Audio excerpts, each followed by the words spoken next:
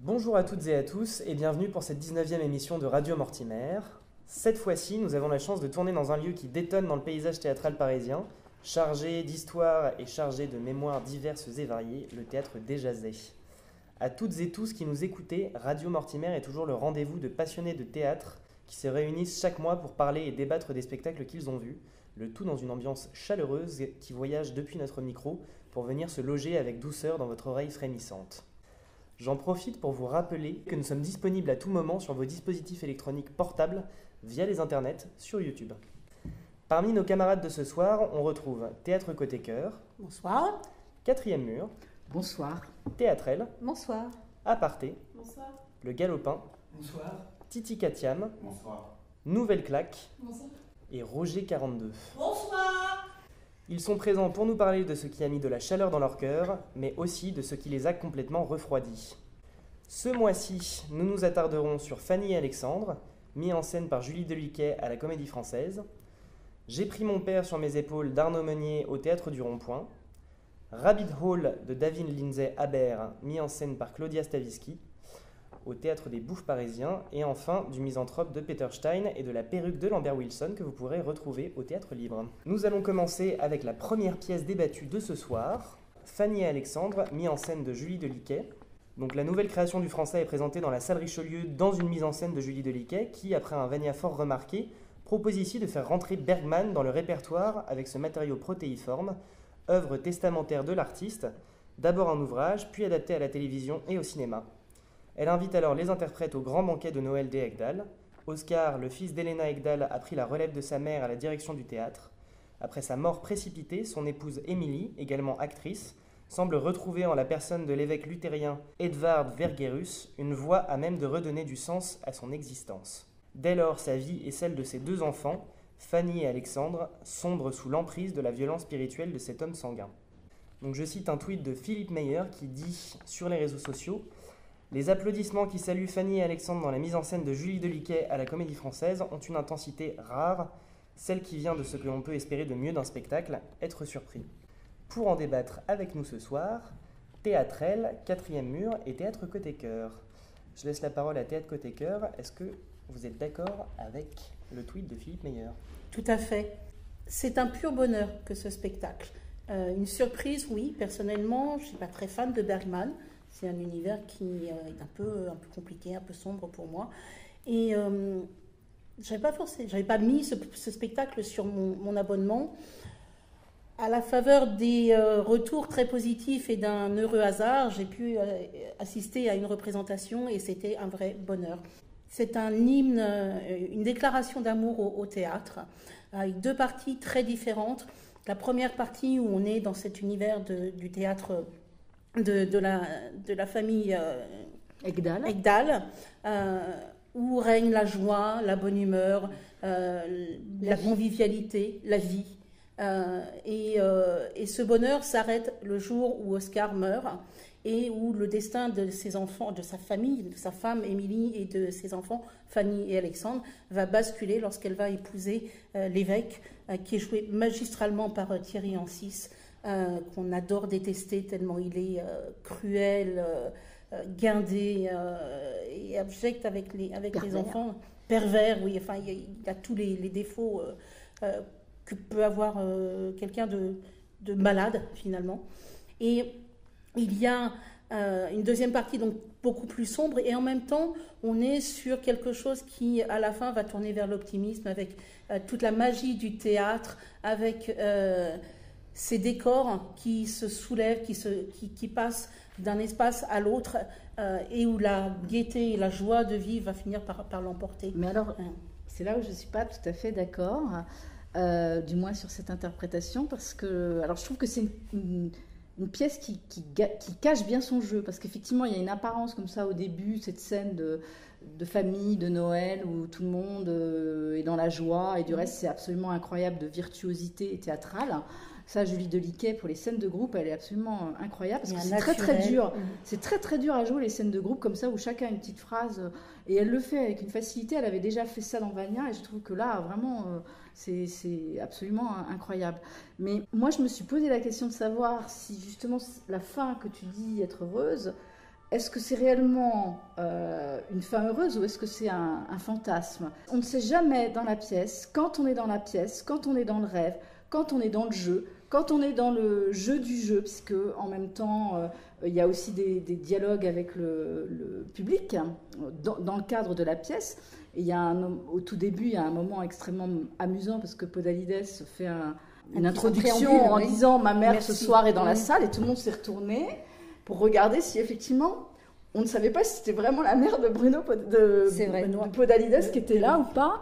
Et c'était absolument... Bon, puis après, on s'est rendu compte que non. Mais il y a toujours une espèce de mélange entre la réalité et la fiction qui fait que moi, je me suis posé la question de savoir si c'était pas un fantasme, finalement, cette fin. Avec l'arrivée de Morgenstern. Oui. C'était tellement difficile à vivre comme c'est la fin de l'enfance, la fin de l'adolescence, le deuil, etc. Si finalement, quelque part, cette fin...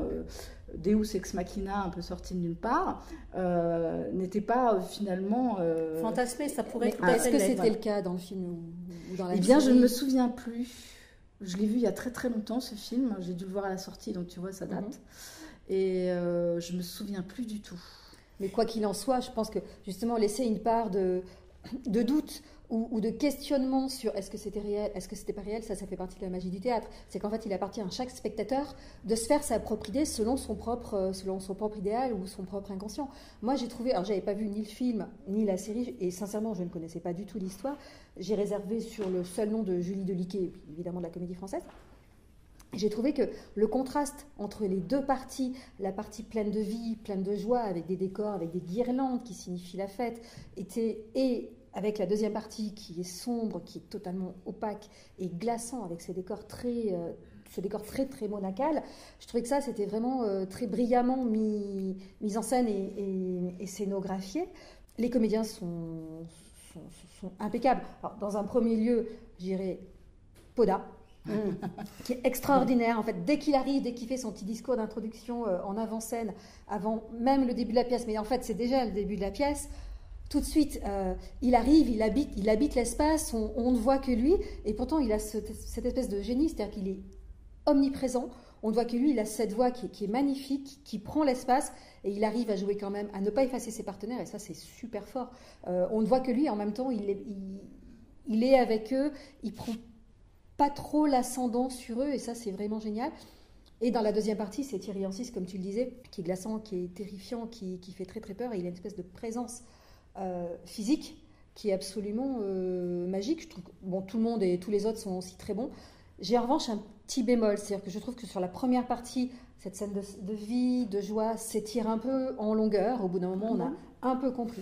Ah, moi j'en aurais bien repris une demi-heure. Non, pas du tout. Et à contrario, c'est dans la deuxième partie. D'ailleurs, j'ai regardé ma montre quand ça a commencé. Je me suis dit, ok, il est 10h.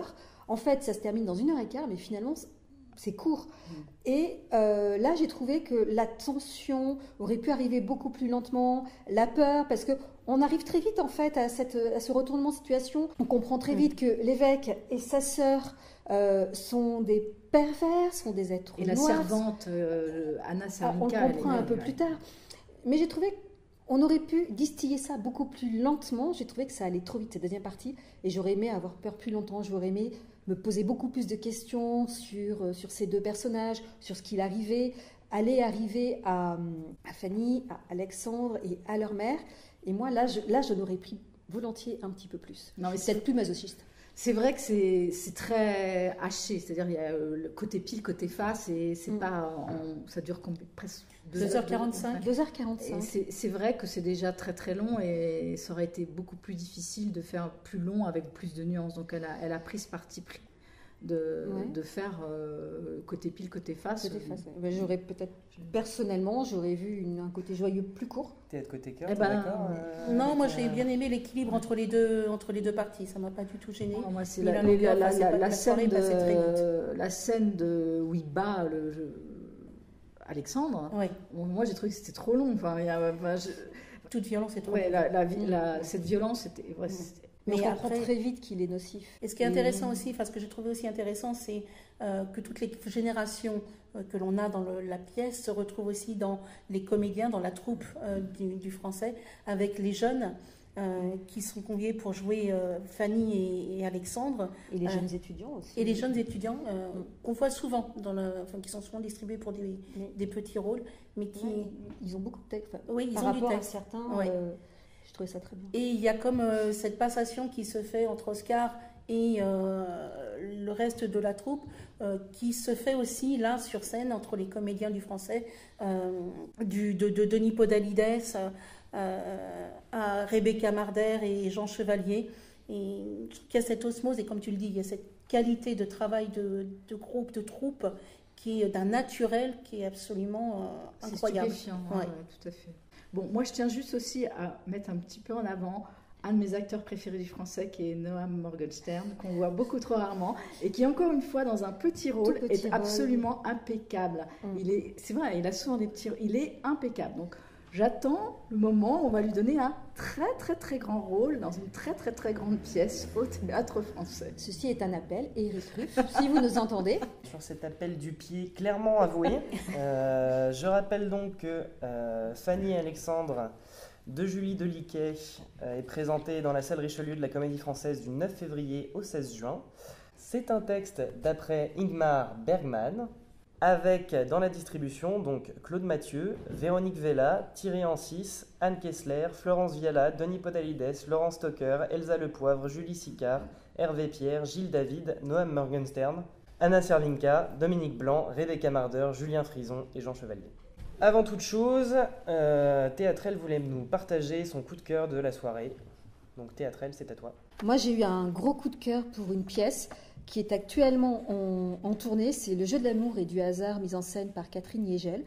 Je l'ai vue à Sartrouville. Alors, c'est un coup de cœur pour la pièce qui est formidable, mais surtout et avant tout pour deux de ses comédiens. Alors, la première, c'est Laure Calamy, qui faisait partie de la création. Elle joue Lisette, qui se fait passer pour Sylvia.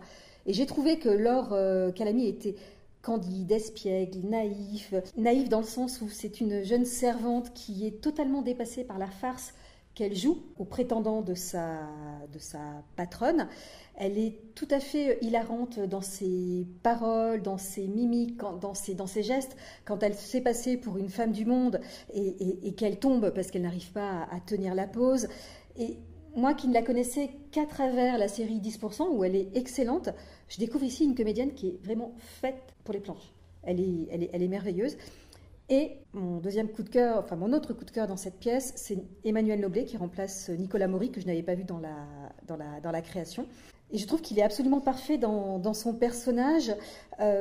Également, transi d'amour, c'est un noble ou un aristocrate qui se fait passer pour un valet, pour pouvoir voir à quoi ressemble sa promise. Et il tombe dans le piège, c'est-à-dire qu'il tombe fou amoureux de cette servante, pensant qu'elle est Lisette, la servante, mais en réalité c'est Sylvia. Et il est complètement terrassé par ce coup de foudre et anéanti parce que sa raison, quelque part, lui interdit de tomber amoureux d'une servante. Et on le voit, on voit Emmanuel Noblet qui est complètement déchiré, pris par le doute.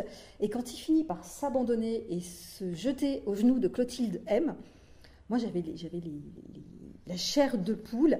Il s'abandonne totalement à cet amour, on le sent vibrer, on le sent trembler. Il est complètement habité, il y a une espèce de passion en lui qui est vraiment épatante. Et en plus, comme il reprend ce rôle, que je crois que c'était la première fois qu'il le jouait à Sartrouville, je trouve que pour une première, on l'a vu à la première, il était absolument magistral. Et vraiment, je me suis dit, mais waouh, je l'avais déjà vu dans Réparer les vivants, bien sûr, et cet été à Busan. Et oui, je vais vraiment suivre ce comédien parce qu'il est incroyable. Et j'ajouterais, si tu permets, j'ai vu les deux versions. Lors de la création, j'avais une seule réserve, c'était justement Nicolas Maury. Et d'avoir vu Emmanuel reprendre le rôle, franchement, là, on touche à la perfection. Vraiment, pour l'ensemble de la pièce, il est vraiment éblouissant. Oui. Je suis Je aussi plus sois. amoureuse que toi. Voilà. Eh bien, Emmanuel Noblet, si tu nous entends, tu as des fans.